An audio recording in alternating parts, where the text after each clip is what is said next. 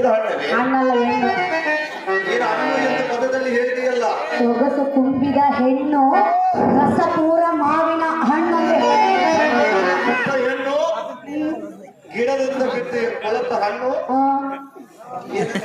ಏನಂತವರು ತಿನ್ನುವರ ತಿನ್ನುವುದಿಲ್ಲ.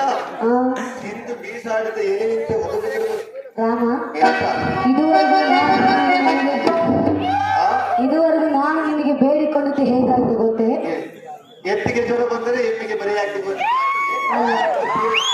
ಅದು ಹಾಗಾಗಲಿಲ್ಲ. ಮತ್ತೆ ಹೇಳು, ನಾನು ಏನ್ ಹೇಳಿದೆ? ಏನು ಬೋರ್ಗಲ್ಲಿನ ಮೇಲೆ ಮಳೆ ಸುರಿದಂತಾಯ್ತು ಅಲ್ಲ, ಗೊತ್ತಿ ಹೇಳ್ತಿ ಹೇಳು. ಏನು ನೋಡೋಣ.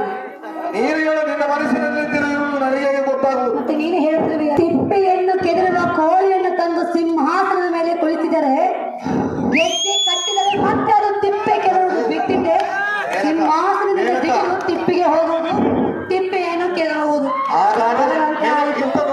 ನೋಡುವುದಿಲ್ಲ ಹಾಗಾದರೆ ತಿಪ್ಪಿಯಲ್ಲಿರುವ ಕೋಳಿ ಎಂದು ನಾನು ಹೇಳಿದೀಯಾ? ಹಾಗಾಯ್ತು. ನಾನು ಎಷ್ಟೇ ಬೇಡಿದರು ನಿನಗೆ ನನ್ನ ಮೇಲೆ ಪ್ರೀತಿ ಚೆನ್ನಾಗಿ ಕೇಳು. ಏನು ನೀನು ಹೇಳಿದ್ದು ಹೇಗಾಯಿತಂದರೆ, ಆಕಾಶಕ್ಕೆ ಸ್ತಂಭವಿಲ್ಲ, ದೀಪಕ್ಕೆ ಕುಲವಿಲ್ಲ, ಅನುಮಾನಕ್ಕೆ ಔಷಧಿ ಇಲ್ಲ, ನೀರಿಗೆ ಕೊನೆ ಇಲ್ಲ, ಸ್ಮಶಾನಕ್ಕೆ ಭೇದವಿಲ್ಲ, ನಿನ್ನಂತ ಹೆಣ್ಣಿಗೆ ನೆಲೆ ಇಲ್ಲ, ನೆಲೆಯ